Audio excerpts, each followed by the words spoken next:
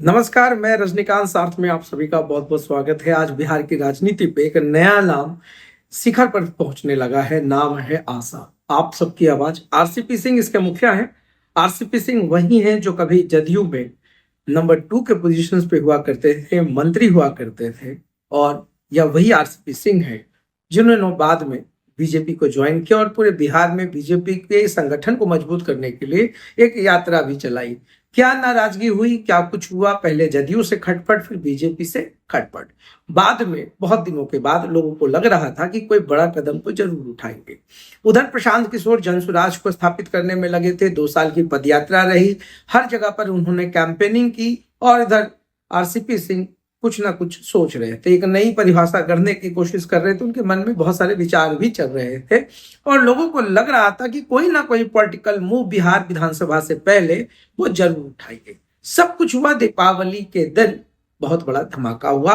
आप सबकी आवाज आशा के नाम से उन्होंने नई पार्टी का गठन किया। अब तो बिहार में वैकेंसीज काफी फुल होता जा रहा है। आरसीपी सिंह के संगठन में बहुत सारे बड़े बड़े दिग्गज नेता जो कई पार्टियों में रह चुके हैं वह भी आ चुके हैं। तो ऐसे में अब नालंदा में खुद आरसीपी सिंह को अपनी इज्जत और अपनी साख को बचाना सबसे बड़ी चुनौती होगी, क्योंकि सबसे बड़ा मुकाबला जदयू से होना है। और नालंदा का मतलब नीतीश कुमार होता है और सबको पता है कि नीतीश कुमार है तो बहुत संभव है। और बिहार की राजनीति में जिस तरीके से लोकसभा में जदयू का परफॉर्मेंस काफी बेहतर रहा है, उम्मीद से बेहतर रहा।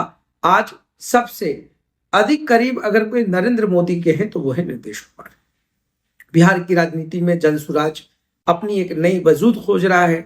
उपचुनाव में हालांकि हार हुई है, मगर जो वोट बैंक, जो वोट प्रतिशत मिला 10%, उससे काफी उत्साहित है। उनको लग रहा है कि 17,000 का जो वोट बैंक मिला है एक नए बिहार के नए बदलाव के लिए मिला है। मगर इस पूरे बिहार की राजनीति में आप देखिए तो जदयू और राजद ये सबसे बड़ी पार्टी है। राजद तो खैर सिंगल लार्जेस्ट पार्टी रही है और उनके सबसे ज्यादा विधायक जीतकर भी पिछले चुनाव में आए हैं।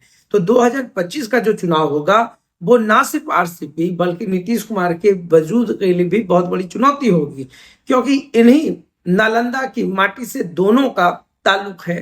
दोनों अच्छे मित्र भी रहे हैं। और आरसीपी सिंह जब आईए थे यूपी कैडर में तो उनको लाने वाले भी नीतीश कुमार। इधर प्रशांत किशोर एक स्ट्रैटेजिक है, उनकी स्ट्रैटेजी अलग काम कर रही है। तिरहुत में अभी सबसे ज्यादा एक जो पॉलिटिकल राइवलरीज है वो देखने को मिल रहा है। जदयू और गठबंधन को अगर हटा दिया जाए तो इधर एनडीए में भी सब कुछ ठीक ठाक नहीं चल रहा। आनंद मोहन ने तो खुलेआम बहुत कुछ कहा है। खुद जो है उन्होंने चिराग पासवान पे भी इमामगंज जो उपचुनाव था उसमें नहीं जाने पर बहुत सारे सवाल उठाए हैं।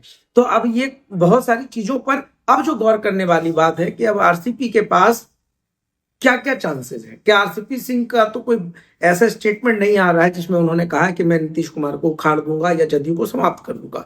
प्रशांत किशोर अलबत्ता कहते आए हैं, वो तो यहां तक कह रहे हैं कि नीतीश कुमार, जदयू, बीजेपी तो उनके सामने कोई नहीं है। मगर पूरे उपचुनाव में जिस तरीके से मुंह की खानी पड़ी, हालांकि इमामगंज और बेलागंज में खेला तो उन्होंने किया, इसमें कोई दो राय नहीं है। मगर आरसीपी का जो ट्रेंड्स होगा, जो वोट बैंक्स होंगे, क्योंकि नीतीश कुमार और आरसीपी दोनों एक ही जाति से आते हैं, कि फाइलम से आते हैं, दोनों का नालंदा बहुत अच्छे से समझा बुझा गढ़ रहा है। मगर जो ट्रस्ट फैक्टर की बात होती है कि नालंदा के लोग चाहे वो किसी जाति के हों, नीतीश कुमार पे ज्यादा ही विश्वास करते हैं।